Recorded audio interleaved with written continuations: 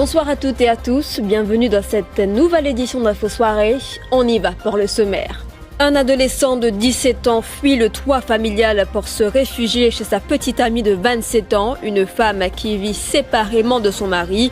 Devant prendre part aux épreuves du School Certificate, la mère de l'adolescent a porté plainte à la police pour disparition et détournement de mineurs. Pendant ce temps, une mère de famille et sa fille de 11 ans accusent son compagnon, un menuisier de 28 ans, de les avoir agressées sexuellement. Il aurait abusé d'elle à plusieurs reprises dans la maison familiale et dans un champ de canne à poudre d'or. Il était sous l'influence de l'alcool au moment des faits. Il faut laisser respirer l'enquête. Réponse du DPP à la question de savoir s'il compte rendre public le rapport de l'enquête judiciaire sur la mort de Supramania Kisnen.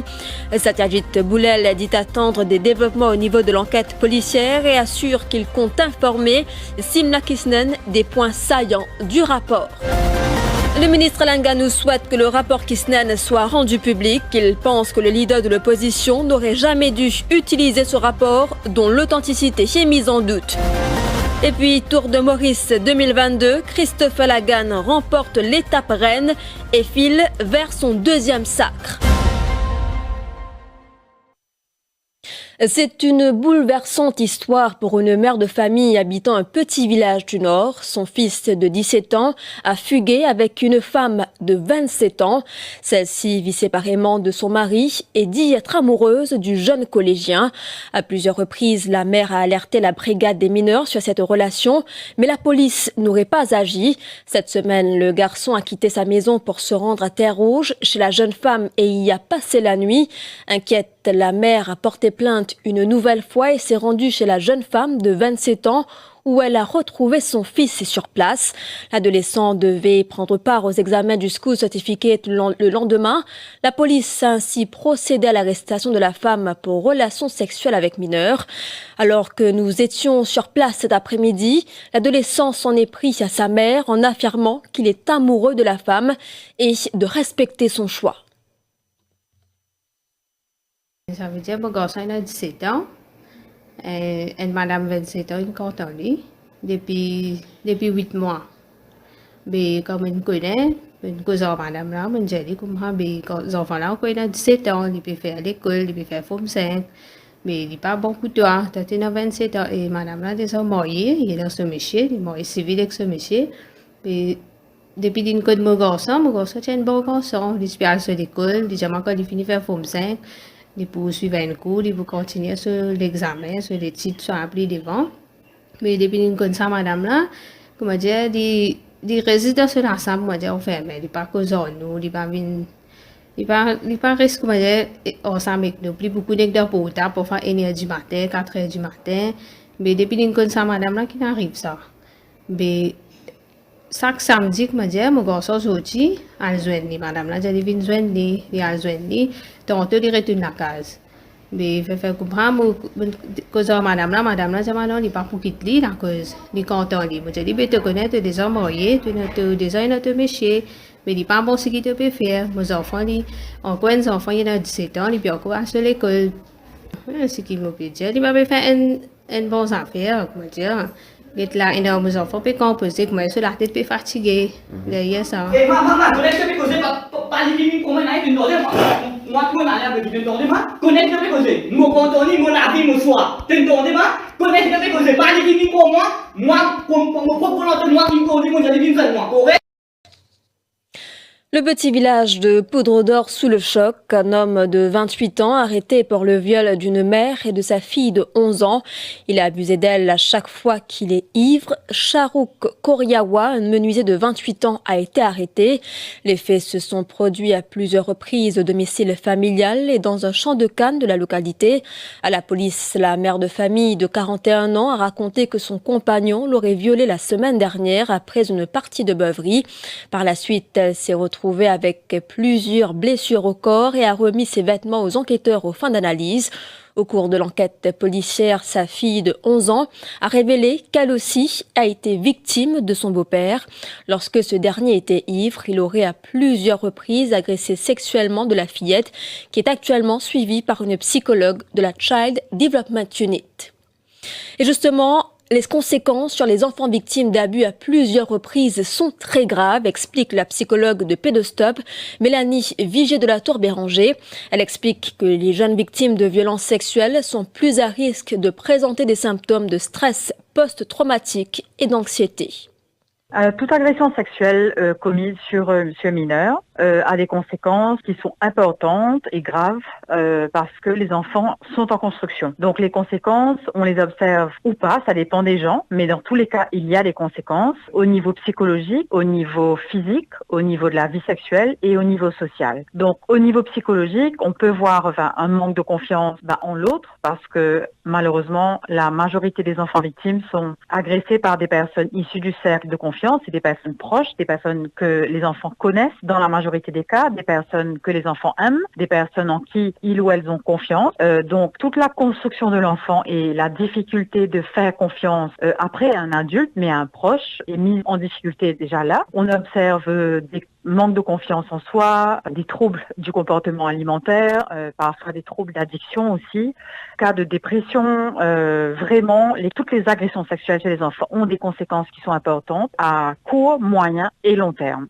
Donc, ce qui est extrêmement important, toujours, c'est de croire un enfant victime parce qu'il n'a pas la maturité pour inventer ce qu'il subit.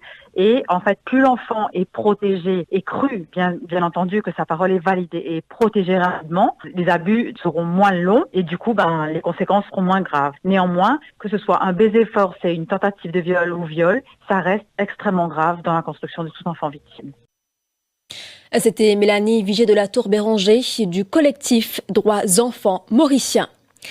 Le couple Soukon ne baisse pas les bras depuis la décision du Medical Council de radier le docteur Arvind Ramgoolam pour un avortement illégal en 2017. Il s'agit là d'une première victoire, dit le couple, dont l'épouse a accouché par césarienne d'un bébé alors qu'elle attendait des jumelles. Toutefois, le couple Soukon insiste que Arvind Ramgoolam doit aussi faire face à la justice. Premièrement, moi, je peux remercier le Medical Council qui prend une bonne décision. Il prend une bonne décision qui est dans l'intérêt public, bien sûr. À cause il y a bien sûr un expert là-bas avec beaucoup d'analyses qu'ils ont trouvé qui bien faire ça et ils ont fait dit. Et je remercie ça. Et je fais une complainte formelle contre le docteur concerné. Et aujourd'hui, je suis soulagé au Canadien qui le Medical Council qui ne réussit pas une bonne décision. Ça c'est seulement concernant cette profession, mais seulement concernant la loi. Est-ce qu'il peut y avoir une poursuite? On peut demander ce qui me lie Medical Council qui finit réfère le cas à la police aussi. Mais là, la police peut faire ce travail de ce côté et vous pensez, bien sûr, nous prenons un résultat.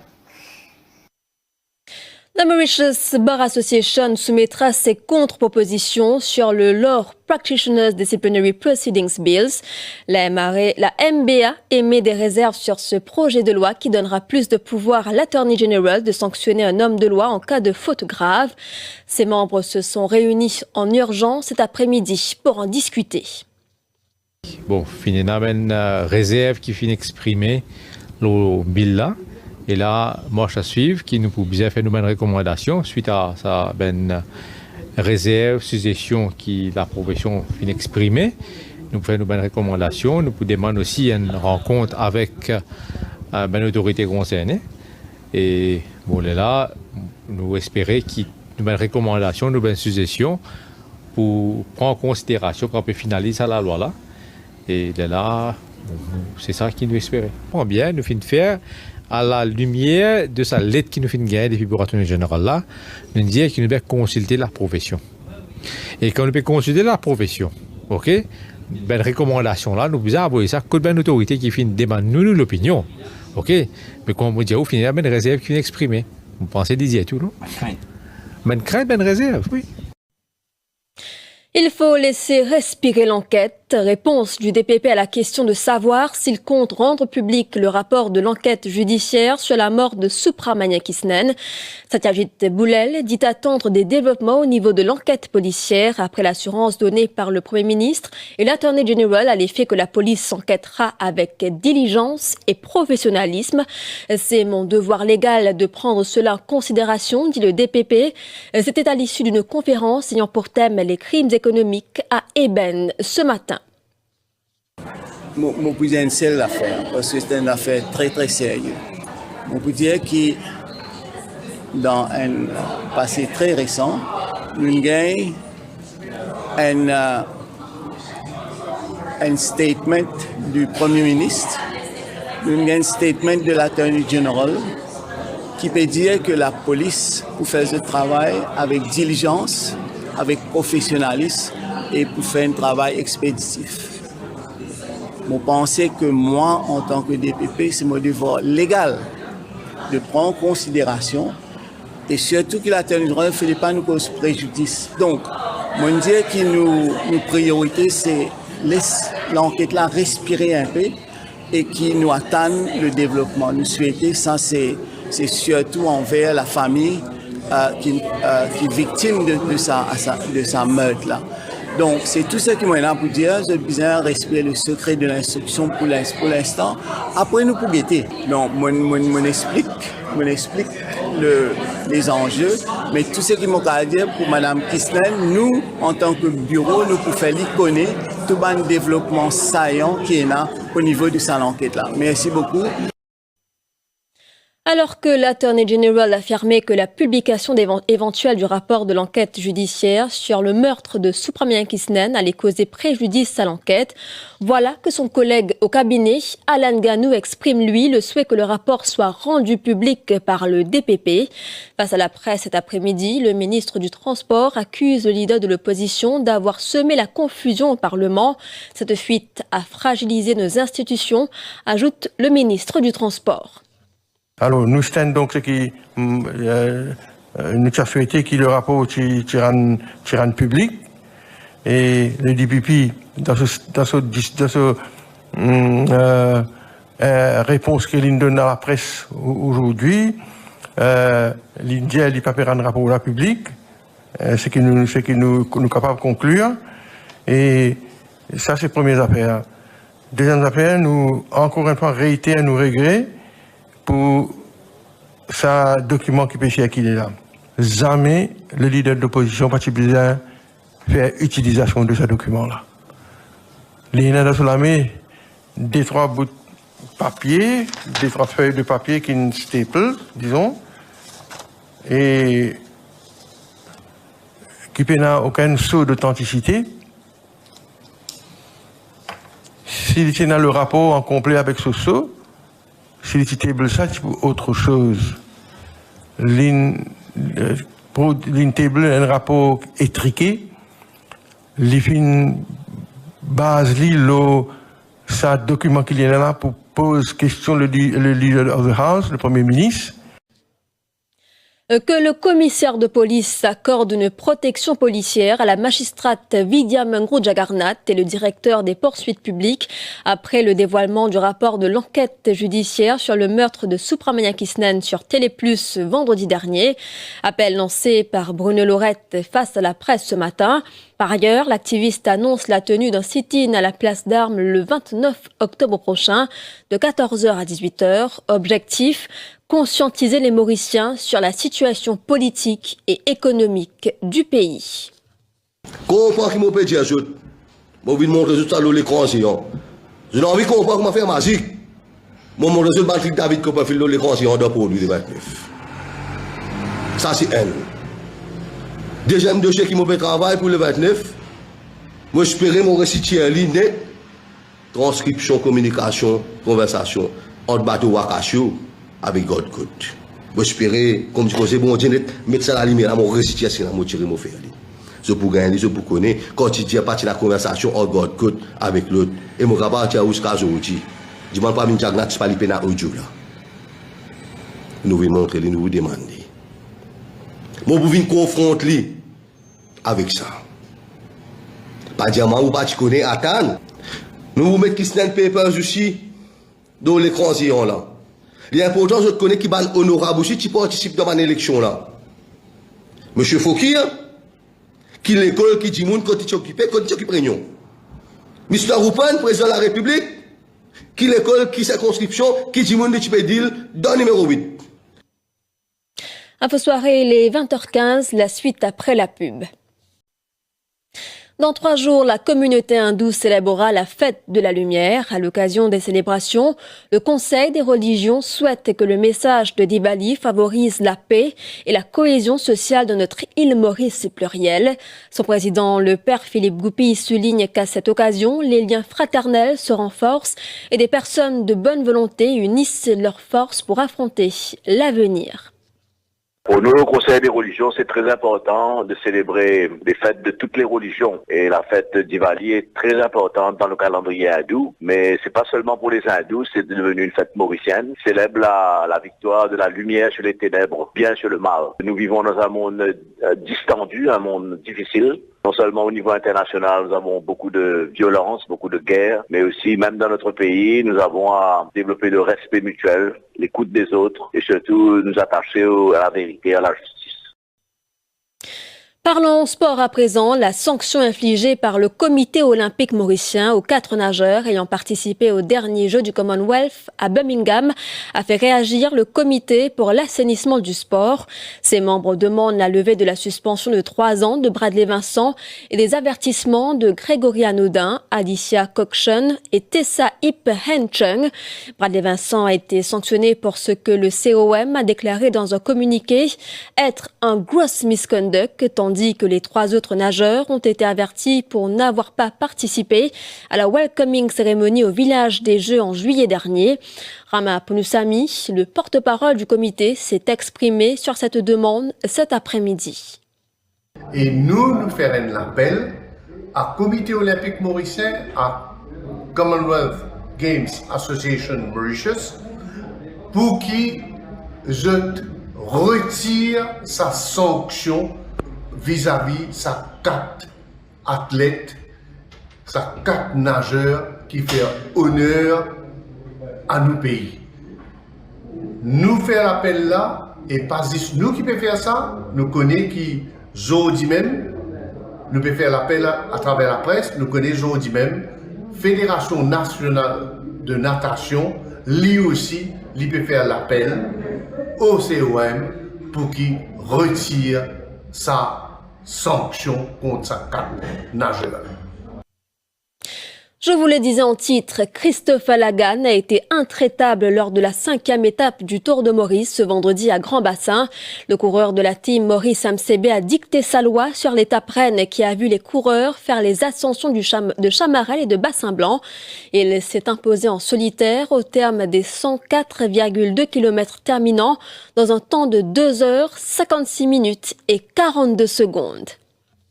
Ouais, ben voilà. On savait que ça allait tout dedans. Quand il frappait, pratiquement, c'est pas affolé. Il y a là-bas, Théoria et Grégory qui ont assuré le tempo sur le plat avant la montée de Chamarel. Et puis, Grégory a fait un montée Chamarel dans ce tempo. On voulait arriver le maximum de l'équipe à basculer au plein de champagne. Mais ce qu'on a réussi à faire, il y avait toujours Grégory, Aurélien, Alex et moi. Donc à partir de là, on avait une 30 de retard. Grégory et Aurélien ont fait un super boulot. Il y a eu toute la descente pour maintenir l'écart. Alex aussi a donné un coup de main arrivé vers Bassin-Blanc et au final c'était parfait pour moi, j'étais ramené dans un fauteuil et même quand les adversaires ont mis la pression, j'ai réussi à répondre présent et au final comme isole pour aller gagner l'étape, donc c'est du bonus. On peut-on dire que le doublé de la poche? Ouais là là c'est fait hein, et je vais encore monter mon avance et demain c'est une petite étape de 55 km. Il n'y aura pas d'écart, on va pouvoir contrôler tranquillement et savourer la victoire. Gavin Glover est élu nouveau président du Mauritius Turf Club pour 2 ans. Décision prise à l'issue de l'Assemblée générale annuelle qui s'est tenue au Champ de Mars ce vendredi. Il succède ainsi à Paul France Tenant. Le nouveau conseil d'administration est composé de Ray Kalichon, Bertrand Rivalan et Philippe Hardy, élus d'office. Et les 2 nouveaux administrateurs sur le bord du MTC sont Santosh Gajadar et Nathalie Henry, première femme à siéger sur le conseil d'administration du club. À l'étranger, après la démission de la première ministre britannique Liz Truss, une nouvelle course à Downing Street s'est amorcée ce vendredi avec de probables velléités de retour de Boris Johnson qui enregistre ses premiers soutiens, mais aussi une opposition féroce. Aucun candidat ne s'est encore publiquement lancé pour ce scrutin interne au Parti conservateur au pouvoir, mais la possible candidature de Boris Johnson à la une d'une large partie de la presse vendredi prend corps à mesure que les déclarations de soutien se multiplient. Tout à fait autre chose à présent, ils sont nombreux à vouloir prendre l'envol ce matin avec le coup d'envoi de la 8e édition du Salon du Prêt-à-Partir aujourd'hui au SVICC à Paille, un événement qui se tiendra jusqu'à dimanche. Le Salon du Prêt-à-Partir est une initiative d'Events Plus en collaboration avec le Défi Media Group et Radio Plus en partenariat avec Air Mauritius. Des offres exceptionnelles sur le voyage et la détente vous attendent, ainsi que des rabais sur les billets d'avion, croisières, forfaits vacances et autres activités de loisirs. Parlons musique à présent. Loin de sa terre natale, il fait son petit bonhomme de chemin musical. Jean Wilseth Bégué lance son deuxième single. En France, où il se trouve, Maurice et Rodrigue demeurent dans son cœur, d'où son titre Maurice Mama 4 couleurs, une composition qui a vu la participation de Marcel Poinen. Cette chanson patriotique évoque la paix, l'harmonie et le vivre ensemble des différentes cultures sur notre sol. Jean Wilseth veut persévérer dans la musique. Il s'est confié à Jean-Luc Émile. Voilà, je me présente Wilseth Bégué, originaire de l'île Rodrigue, maintenant en France depuis quelques temps. Passionné de la musique depuis toute enfance, depuis tout petit. Et je fais mon premier santé l'année dernière intitulé Suzanne, qui me fait un bon classement au 10 de l'année à Rodrigue. Merci tout le monde qui me vote moi à Rodrigue. Et là, cette année, je suis revenu avec une santé intitulée Maurice Mama 4 couleurs, qui est une santé qui me tient à cœur depuis très longtemps, qui est là. Bon, Maurice Mama 4 couleurs prend naissance par rapport à un événement malheureusement qui a vécu à Maurice. Et voilà, par rapport à ça, ça me trotte dans la tête de me demander comment je peux faire, entre guillemets, participer dans la paix, dans l'harmonie à Maurice, comme si vous donne ma petite contribution, quoi. Et à partir de là, on commence à écrire à sa santé là, et même si tardé pour sortir, mais vaut mieux tard que jamais, comme on dit. Et mon écrit à lui, et juste comme on finit d'écrire, on sollicite M. Marcel Ponen pour aider moi, pour guetter si c'est ce qu'il me fait, c'est bon, si ce qu'il me l'écrit, c'est bon. M. Marcel Ponen, il rectifie, il fait un retravail, il remet tout un texte qui comment besoin. Et à partir de là, il paraît, et après, nous avons maintenant, ça s'en sentait, on a senti avec une voix féminine, orientale surtout, parce que il demande ça par rapport à ce qu'il m'a écrit. Et à partir de là, on essaie et là, il demande contact à mademoiselle Tiroucha. Et à partir de là, Tiroucha, bien sûr, il a accepté le projet, et il me remercie énormément pour ça. Je remercie M. Kevin Léonard pour ça et il fait un super travail et ça. À partir de là, maman Maurice 4 couleurs, il prend naissance. Et là maintenant, cette année, ce mois-ci, il m'a revenu avec un nouveau single intitulé Vie dans moi. Vie dans moi aussi, c'est un peu c'est une chose qui m'a vécu personnellement et je me sens ça aussi pour tout le monde qui est amoureux, qui est la moitié loin avec eux. Et un style Zouk Love. Et qui se peut trouver sur YouTube, sur toutes les plateformes, etc. Voilà, nous sommes arrivés à la fin de cette édition d'Info Soirée. Merci d'avoir été des nôtres. Très bonne soirée à vous.